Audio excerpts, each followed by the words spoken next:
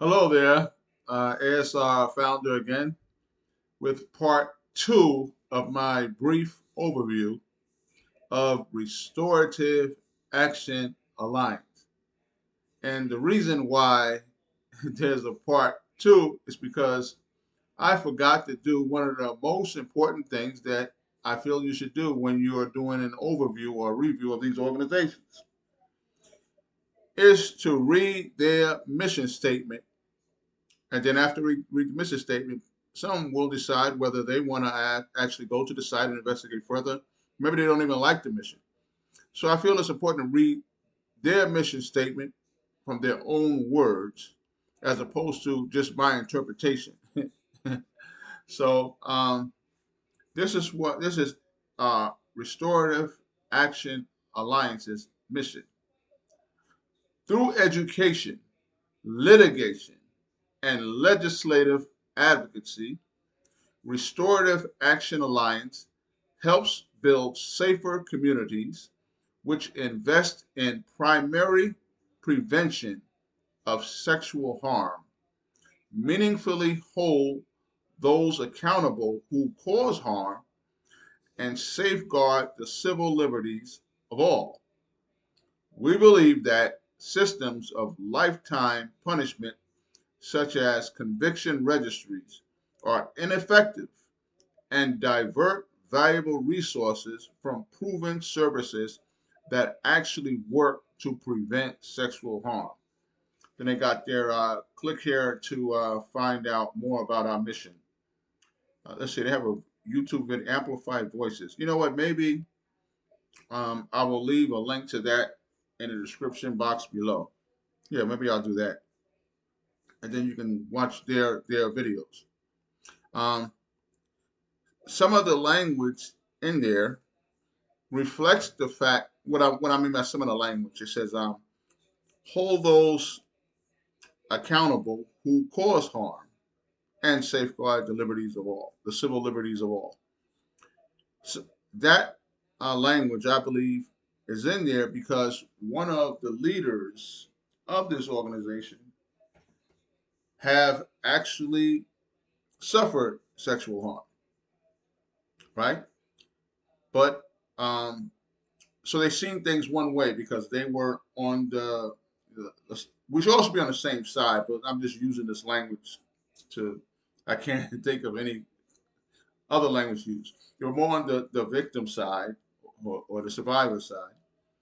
But then a family member of this particular person, particular leader there, got caught up in a criminal conviction and was placed on the registry. So they see both sides.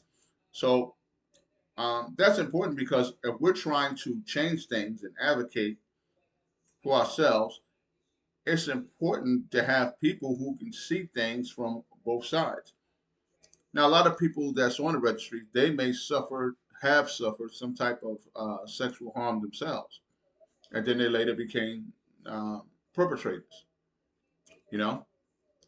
But um, I feel, you have a situation where you have, uh, well, I'm going to use the term survivor, who suffered sexual harm herself, turn around and now is against the registries, right?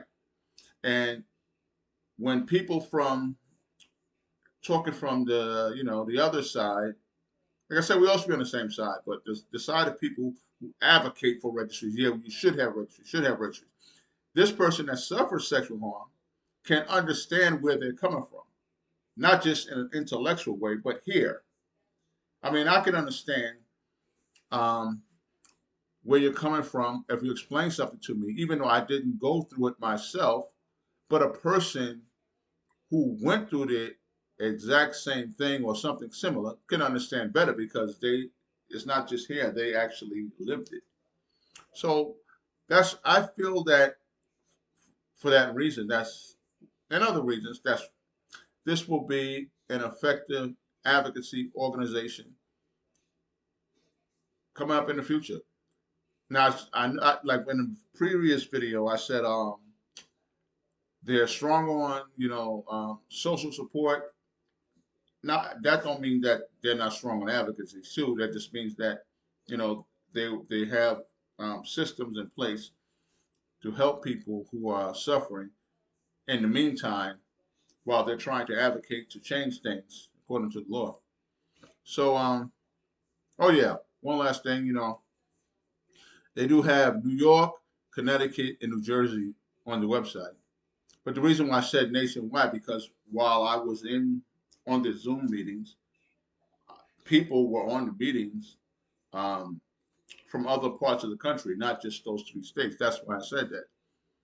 But if you're from those states, New Jersey, Connecticut, and New York, Restorative Action Alliance, their advocacy is stronger in those particular states, you know.